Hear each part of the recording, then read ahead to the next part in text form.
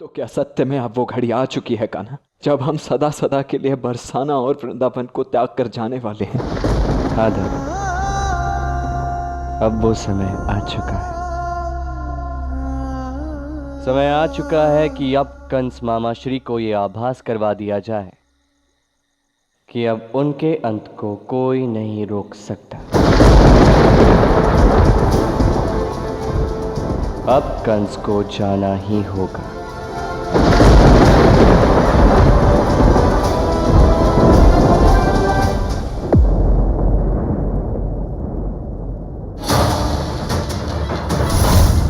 महाराज कंस ने हमें बहुत सताया है। महाराज कंस का अहंकार का अंत करने अब वो आ रहा है। कहा था ना मैंने, कंस मेरा पुत्र आएगा। वो यहाँ आ गया है कंस।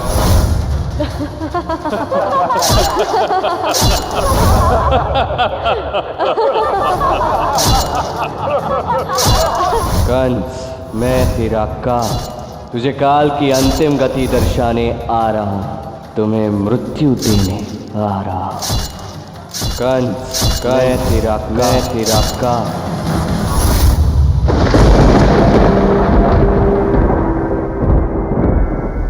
नहीं, ग्वाला मेरा अंत नहीं कर सकता, कदापि नहीं कर सकता।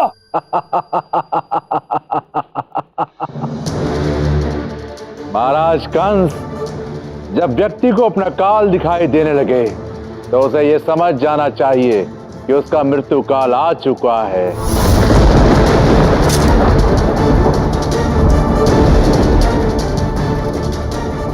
अक्रूर, तुम्हारी इस उदंडता के लिए मैं इसी क्षण तुम्हारा अंत कर दूंगा।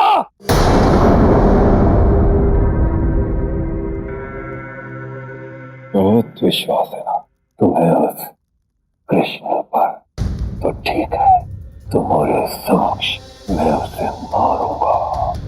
पहले तुम्हारे विश्वास का अंत करूंगा, फिर तुम स्वयं देखोगे उस कृष्ण का अंत। अक्रूर को उसकी उदंडता के लिए 50 कोड़े मारे जाए। अंत तो मैं अवश्य देखूंगा महाराज, किंतु कृष्ण का नहीं, तुम्हारा। ये समय भयभीत होने का नहीं, शौर्य दिखाने का है। अब इस संसार में महायुद्ध होगा। या तो वो कृष्ण रहेगा या महाबली कंस रहेगा।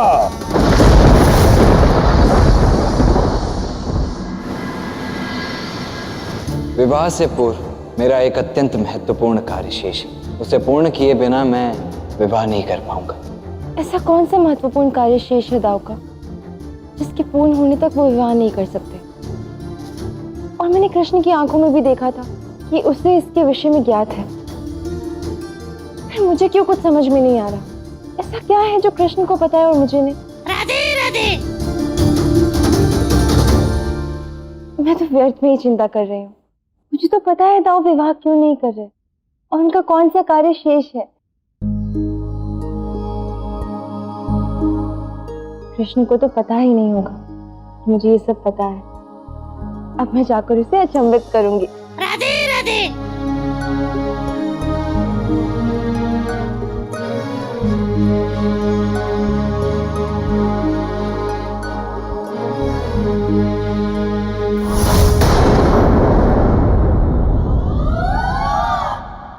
ये इतनी रात को राधा कहाँ जा रही है?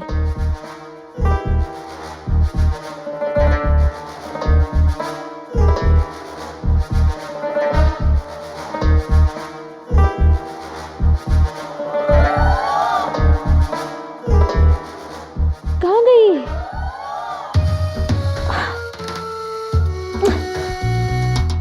राधा की सत्य को प्रकट करने का इतना अच्छा अवसर स्वयं चलकर आया था मेरे पास। कोई बात नहीं, जो सदा छुप छुप कर मिलते हैं वो सदा अवसर भी देते हैं।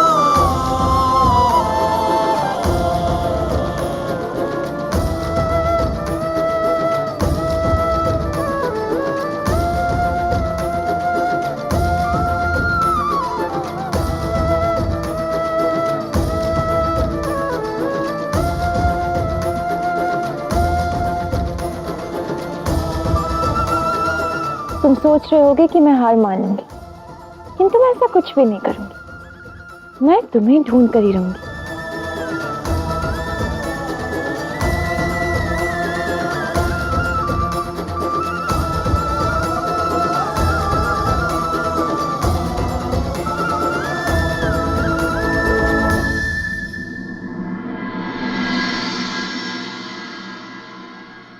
कृष्ण, आज मुझे इतना क्यों सता रहे हो?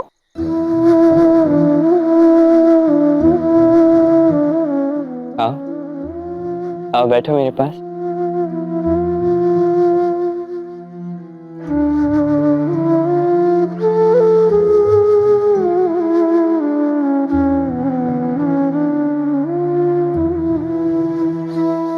अब बताओ, क्यों इतना सता रहे थे मुझे?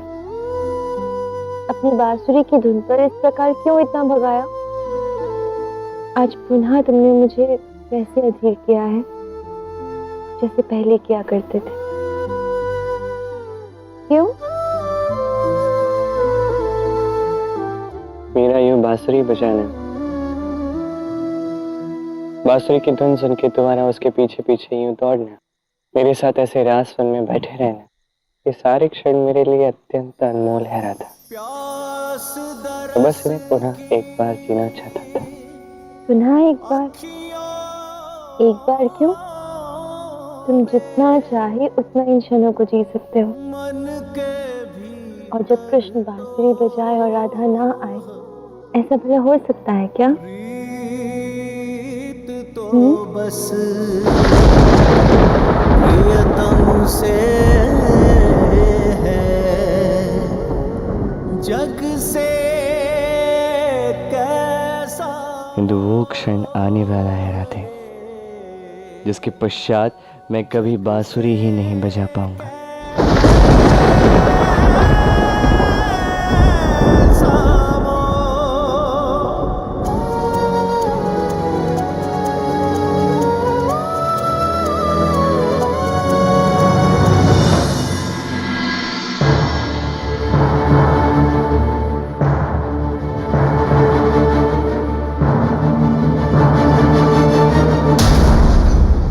महाराज कंस ने हमें बहुत सताया है।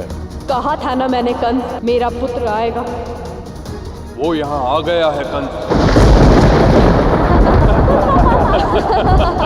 कंस, मैं तेरा काल, तुझे काल की अंतिम गति दर्शाने आ रहा हूं, तुम्हें मृत्यु देने आ रहा हूं।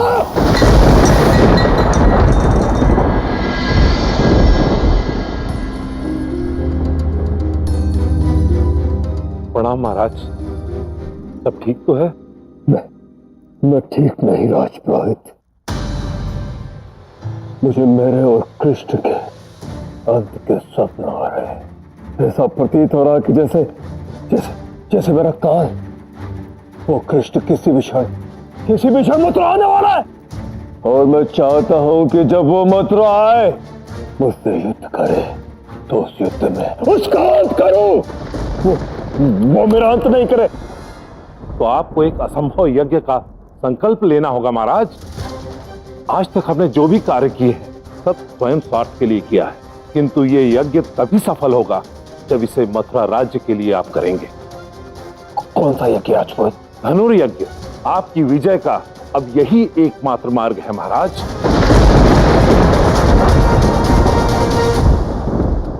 यदि मेरी विजय का यही मार्ग है, तो मैं महाबली कंस इस यज्ञ का अवश्य करूंगा। कहो राजपुरोहित, क्या कर रहा है? सर्वप्रथम आपको भगवान शिव के भक्त नंदीश्वर द्वारा परशुराम को दिए गए दिव्य धनुष को अर्जित करना होगा और उसकी विधिवत पूजा अर्चना करनी होगी। भगवान परशुराम से धनुष की प्राप्ति असंभव कार्य है।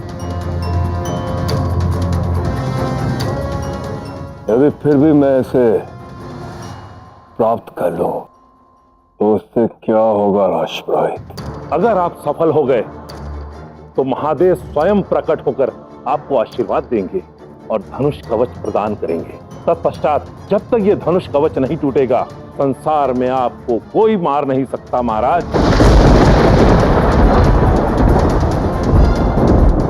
जा सकते राजपुरोहित। जी महाराज, किंतु स्मरण रहे ये यज्ञ समस्त मथुरा के लिए और मथुरा वासियों के साथ होना चाहिए। हाँ, सबके साथ होगा ये यज्ञ। उस कृष्ण को भी न्योता भेजा जाएगा जो उसके पिता वासुदेव स्वयं उससे बुलाने जाएंगे, तो उस कृष्ण को आना ही होगा, आना ही होगा उस कृष्ण को।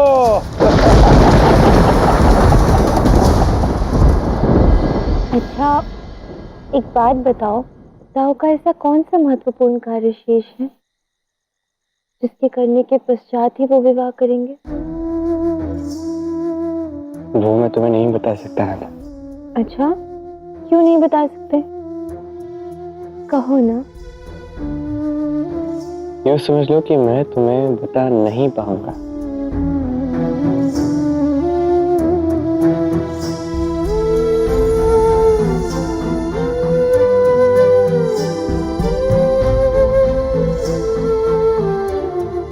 तुम्हें क्या लगा, तुम मुझे नहीं बताओगे तो मुझे पता नहीं चलेगा? बलराम दाऊ जैसे आदर्श भाई जो अपने भाई के लिए कुछ भी करने को तत्पर है, वो अपने भाई के माता पिता की अनुपस्थिति में विवाह कैसे कर सकते हैं? तुम्हारे माता पिता मथुरा के बंदी गृह में हैं। कंस ने उन्हें बंदी बनाकर रखा हुआ है। तो तुम्हें ये बात पता थी?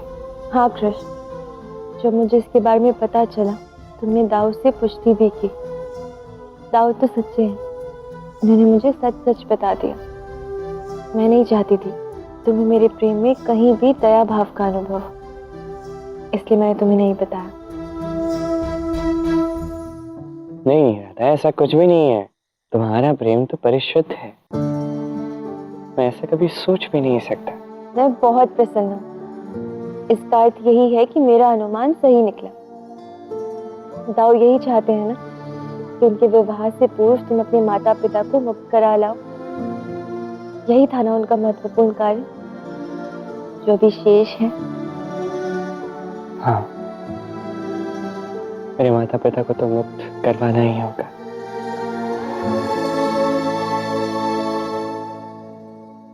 तो तुम्हें जाना चाहिए।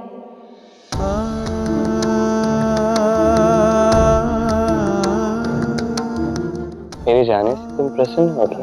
हाँ, क्यों नहीं? इतना महत्वपूर्ण कार्य करने जा रहे हो तुम, मैं तो अवश्य प्रसन्न होंगी। और मैं स्वयं तुम्हें बरसाना की सीमा तक छोड़ कर आऊंगी। मैं वचन देती हूँ, मैं वचन देती हूँ, मैं वचन देती हूँ।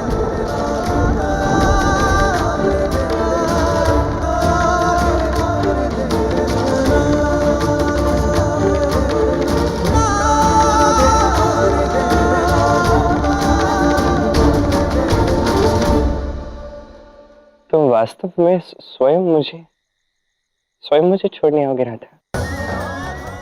तुम वचन दे रहे हो? हाँ, मैं वचन देती हूँ।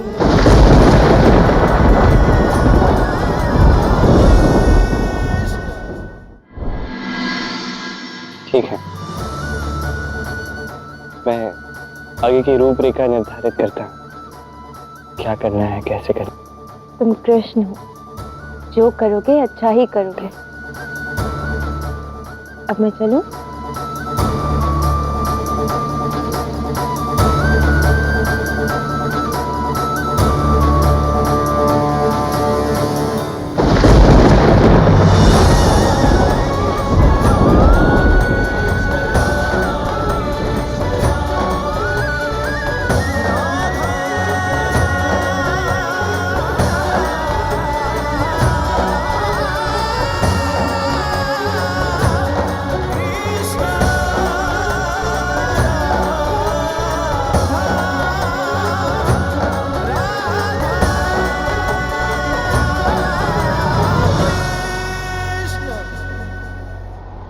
राधा ने स्वयं मुझसे कह दिया है कि मैं मथुरा जा सकता हूँ, अपनी माता पिता को मुक्त करवा सकता हूँ।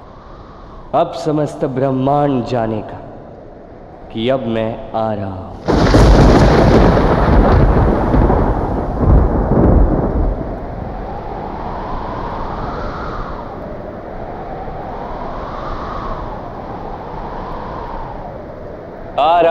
माता पिता को मुक्त करवाना।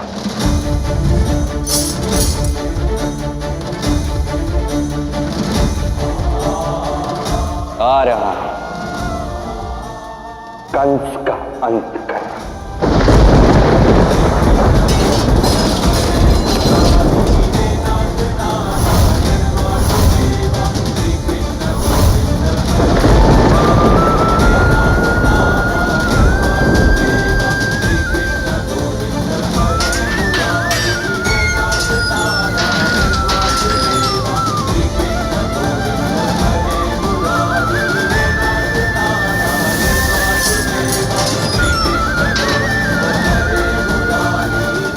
देखा देवकी, ये समस्त घटनाएं बिल्कुल वैसी ही हो रही हैं जैसी हमारे कृष्ण के जन्म के समय हुई थी। हाँ अरे और देखिए, यमुना में भी वैसा ही उफान है।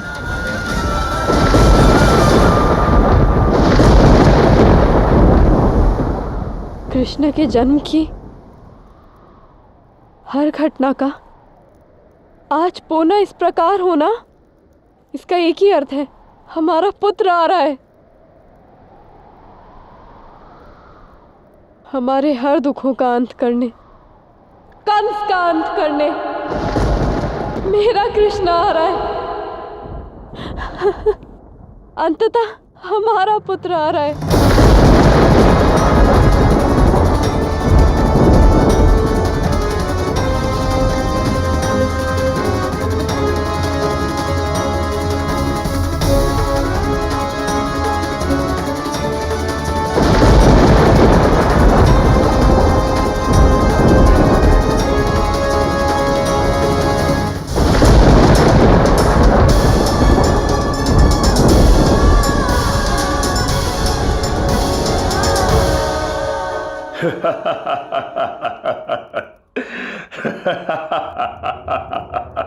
अक्रूर, जो तुम इतने समय में नहीं कर पाए वो मैं क्षण भर में कर लूंगा।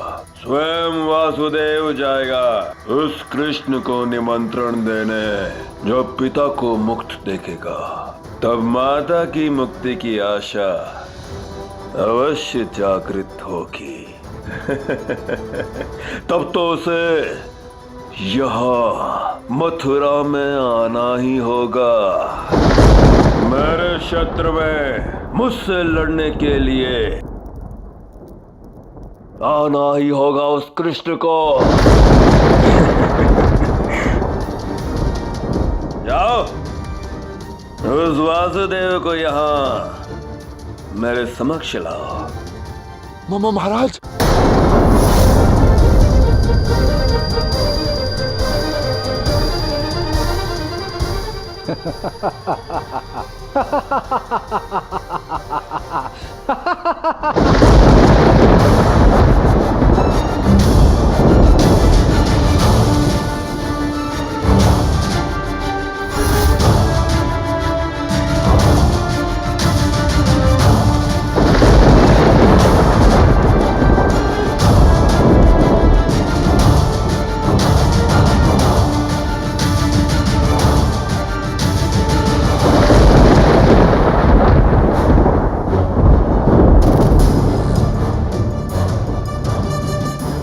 तुम कारावास से कैसे आए?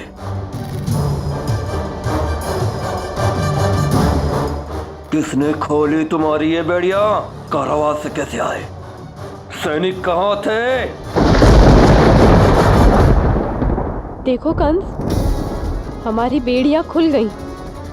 कारावास के द्वार भी स्वयं ही खुल गए और तुम्हारे सारे सैनिक मूर्छित हो गए।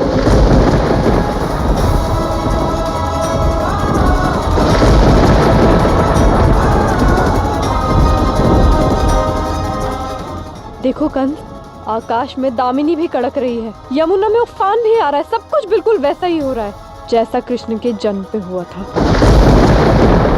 इसका अर्थ जानते हो ना कंस? कृष्ण आ रहा है।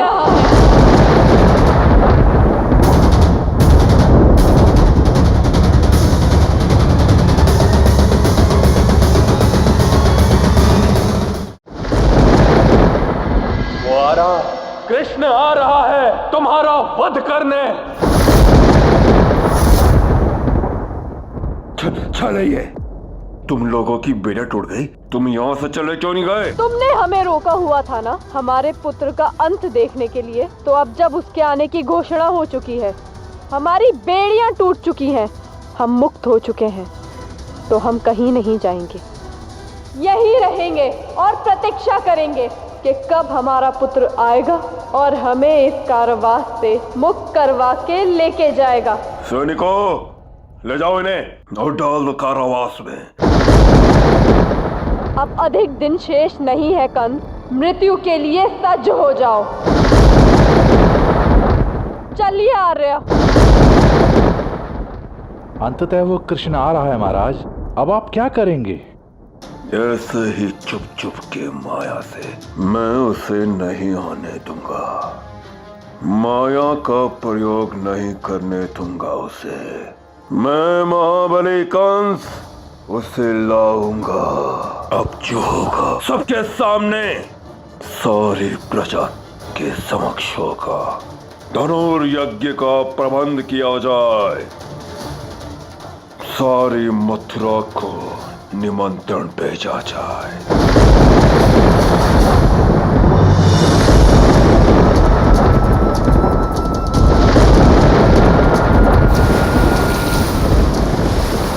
कान्हा, यमुना में ये उफान, ये दामिनी, वो वही सारी घटनाएं हैं जो तुम्हारे जन्म के समय घटित हुई थी। मैंने आपसे कहा न था, हमारे जाने का समय अब आ चुका है। ये वातावरण जो आप देख रहे हैं, ये कंस को सूचित करने के लिए मेरे द्वारा बनाया गया है। अब जहां से सब आरंभ हुआ, जैसे सब आरंभ हुआ, अब अंत का आरंभ भी वैसा ही होगा। और राधा का क्या कहना? तुमने स्वयं ही तो कहा था कि जब तक राधा स्वयं नहीं कहेगी तब। राधा ने स्वयं मुझे यहाँ से जाने के लिए कह दिया है था। ये संभव ही नहीं है कान्हा। मुझे क्या आता है, मुझे पूछो, मैं जानता हूँ राधा को। राधा ऐसा कह ही नहीं सकती। राधा स्वयं तुम्हें जो राधा ने ऐसा किया क्योंकि वो संपूर्ण सत्य क्या है वो नहीं जानती। वो नहीं जानती कि वो स्वयं मुझे बरसाना से सदा सदा के लिए दूर भेज रही है। वो नहीं जानती कि एक बार मैं यहाँ से चला गया फिर दोबारा कभी लौट कर नहीं आऊंगा।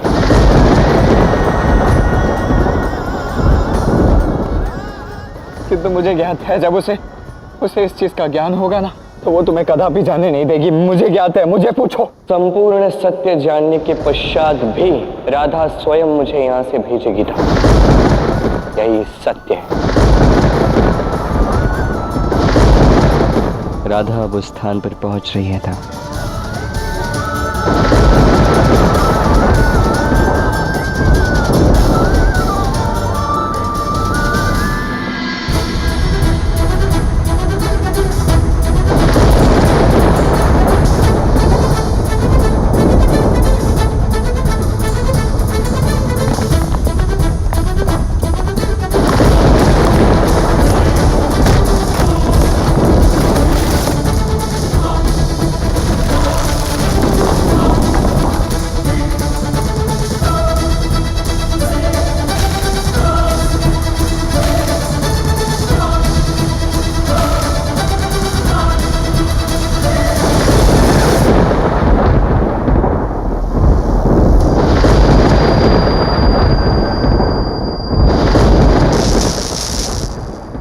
यदि एक पग भी आगे बढ़ाया तो भस्म हो जाओगे।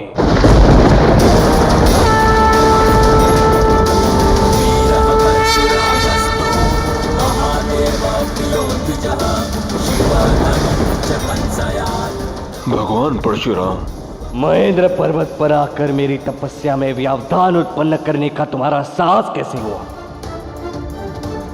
हे भगवान, मैं धनुर्यज्ञ का इच्छुक हूँ और इस संदर्भ में मैं आपसे दिव्य धनुष की मांग करने आया हूँ।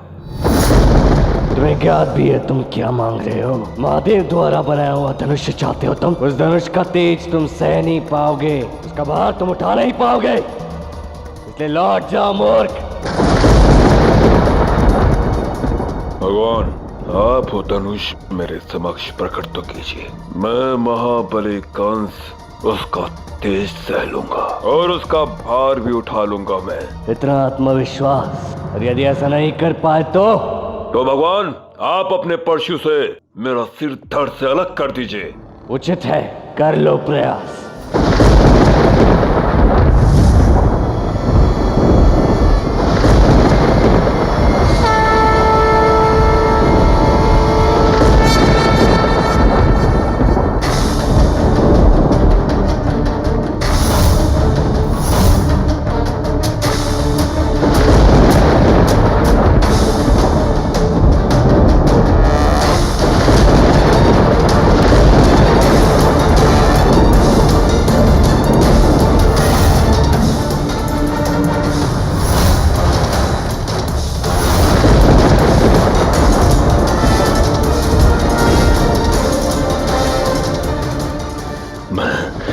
मैं उस कृष्ण को अपना काल कदापि नहीं बनने दूंगा, कदापि नहीं।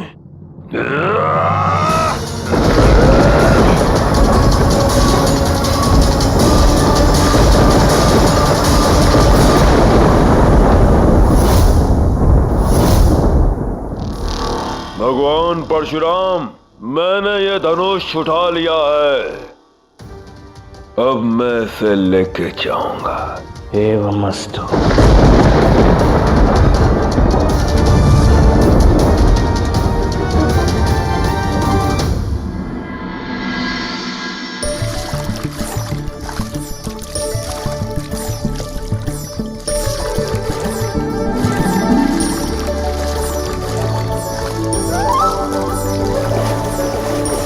इस यमुना तट पर तुम्हें प्रेम से सताने में मुझे अनंत आनंद आया है राधा। अब इस यमुना तट पर हमारे प्रेम की एक स्मृति बनाने का समय आ गया है। चुटकी, ए बेटा चुटकी। प्रतीत होता है माँ मुझे बुला रही हैं।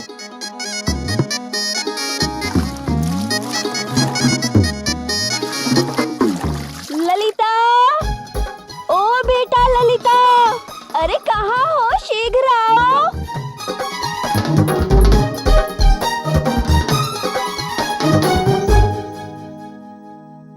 ये कैसे संभव है?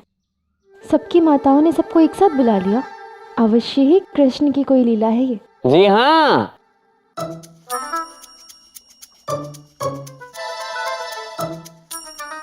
ये मेरी ही लीला थी। अब प्रातः काल से ही तुम्हारी लीला आरंभ हो गई।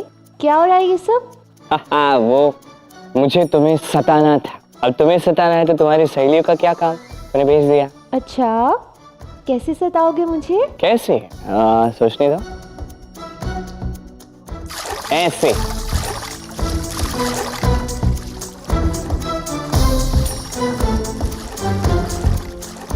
बस बस बस बस बस, अब बहुत हो गया कृष्ण। चलो अपना हाथ दो और मुझे बाहर निकालो।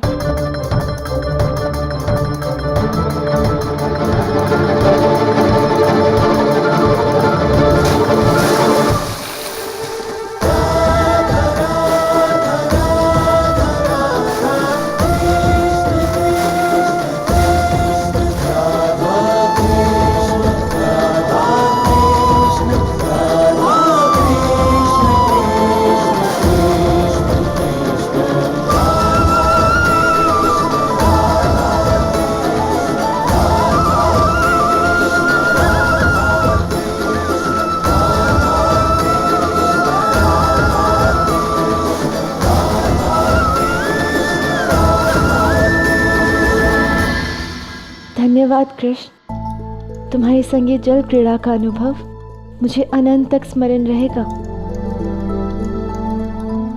और स्मरण रहेगा ये यमुना तट। केवल तुम्हें ही नहीं राधा, ये समस्त संसार अनंत तक इस क्षण को स्मरण रखेगा। और ये घाट जहाँ राधा और कृष्ण ने परिशुद्ध प्रेम से जल क्रीड़ा की,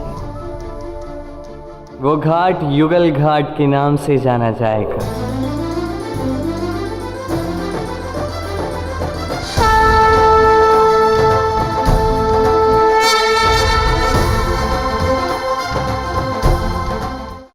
अनंत तक जब भी यहाँ दो प्रेमी आकर प्रेम से जल क्रीड़ा करेंगे वो युगल हो जाएंगे, वो दोनों एक हो जाएंगे।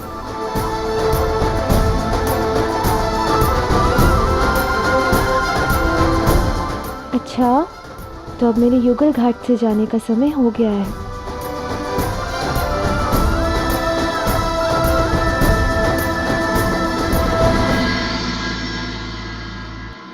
राधा, कृष्ण, मैं जानती हूँ कि तुम्हारे मन की क्या इच्छा है। मैं संध्या काल में तुमसे मिलूंगी भी और तुम्हारे मन की इच्छा पूर्ण भी करूंगी।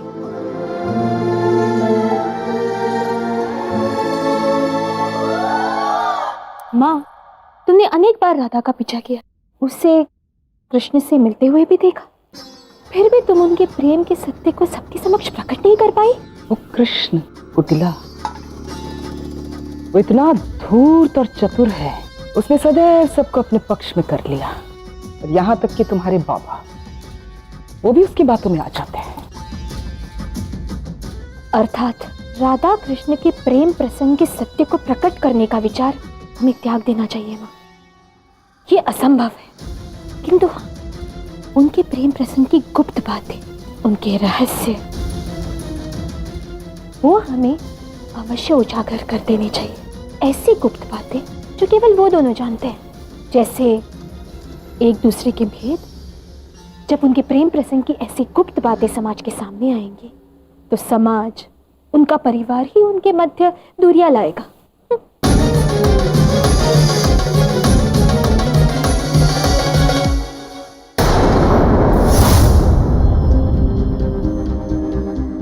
अवश्य ये राधा कृष्ण से मिलने जा रही है। जब दो प्रेमी छुप छुप कर अनेक बार मिलते हैं, अनेक अवसर भी देते हैं।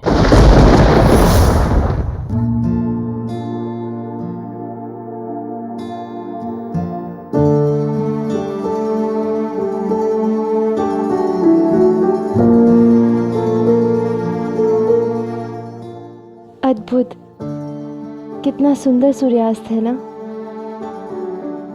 देखो ना कैसी बात है, जो उदय होता है उसे अस्त भी होना ही होता है, जो आता है उसे जाना भी होता है, और जो जाता है उसे फिर आना भी तो होता है।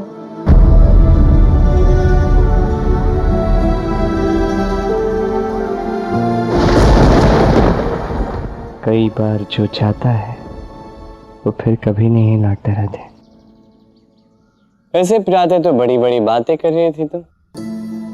कृष्ण, तुम्हारी इच्छा मैंने जान ली है, संध्या काल में तुमसे मिलूंगी, तुम्हारी इच्छा भी पूर्ण करूंगी, फिर केवल बातें करती रहो तुम। कृष्ण,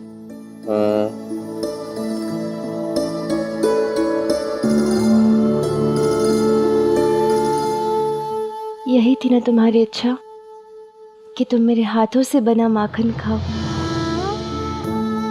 तुम्हारे हाथों से बना माखन तुम्हारे ही हाथों से खा, यही मेरी इच्छा थी।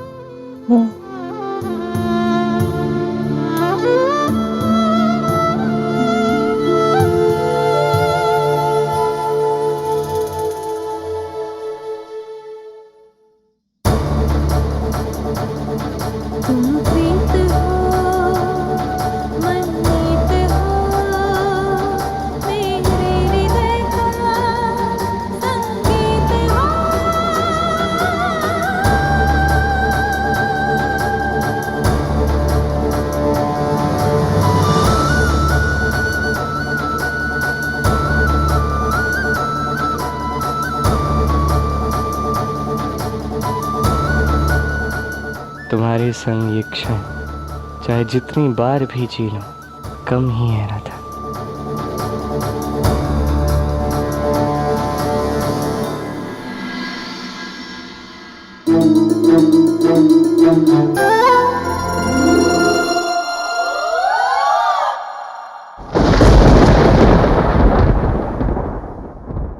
अच्छा, यहाँ चुप कर बैठे हैं दोनों।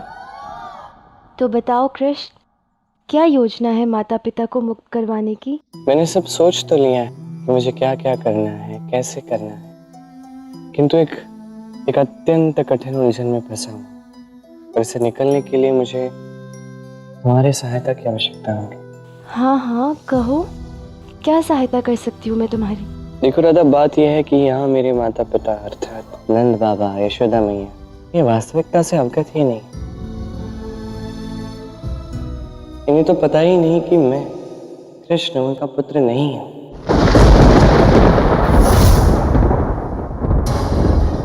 और यदि ऐसे में मैं ये बात उन्हें बताने जाऊंगा, उन्हें बहुत दुख होगा राधा। और इसलिए मैं ये सोच रहा था कि इसलिए तुम चाहते हो कि ये बात मैं उन्हें बताऊं?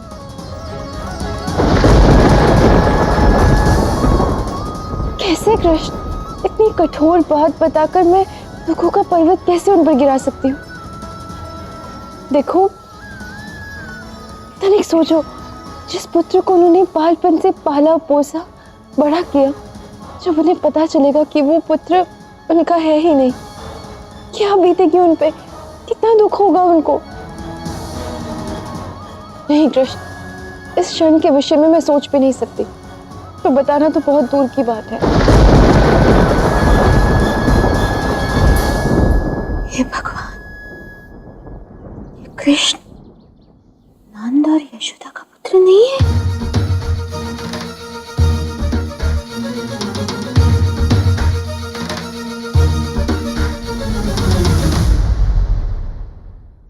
राधा, सोचो यदि ये बात उन्हें पता ही नहीं चलती तो क्या वो सहृदय हैं, शुभकामनाओं से मुझे यहाँ से जाने देंगे? कदापि नहीं। और राधा, मैं ऐसे झूठ बोल के तो नहीं जा सकता ना। तो तुम ये सत्य उन्हें बता दो ना, तो मैं नहीं कह पाऊंगी। कैसे बोलूं ये बात उनसे? तनिक सोच के देखो। नंद बाबा, यशोदा मैया, मैं आपका प्यारा लल्ला, आपका प्यारा कान्हा, मैं आपका पुत्र नहीं हूं।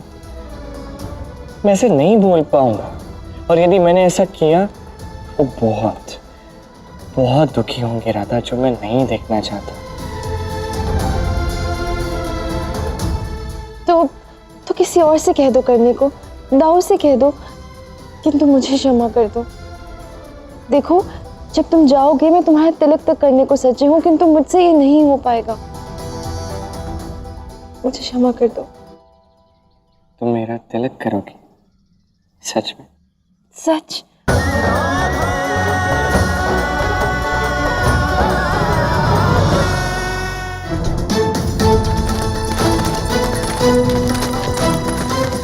कृष्ण, अब मुझे जाना होगा, और मैंने जो भी कहा है मैं उसे पूर्ण करूंगी, वचन है मेरा।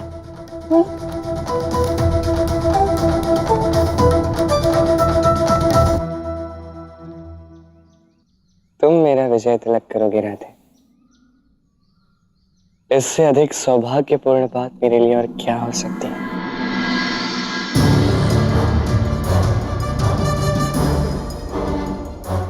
क्या हुआ? सोच रही हूँ कि कब कृष्ण के परिवार को राधा के विरुद्ध कर दूं। पहेलियां मत पूछो, बोलो क्या हुआ? कृष्ण और राधा के जीवन का सबसे महत्वपूर्ण रहस्य मैं जान चुकी हूँ माँ।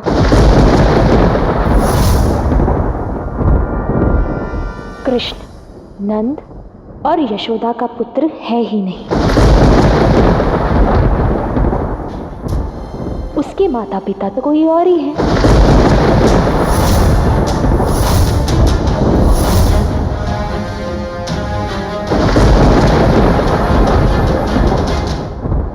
कृष्ण नंद यशोदा का पुत्र नहीं है, और राधा ये रहस्य जानते हुए भी उन लोगों को नहीं बताया।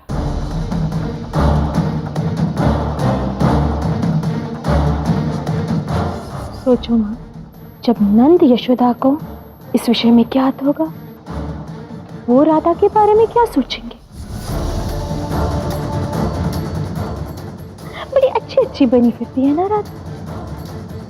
मैं उसकी वास्तविकता बताऊंगी, तब नंद यशोदा स्वयं राधा कृष्ण में दूरी लाएंगे। हमें कुछ करना ही नहीं पड़ेगा। तो फिर प्रतीक्षा किस बात की? इस कार्य के लिए यही उचित समय है। चले।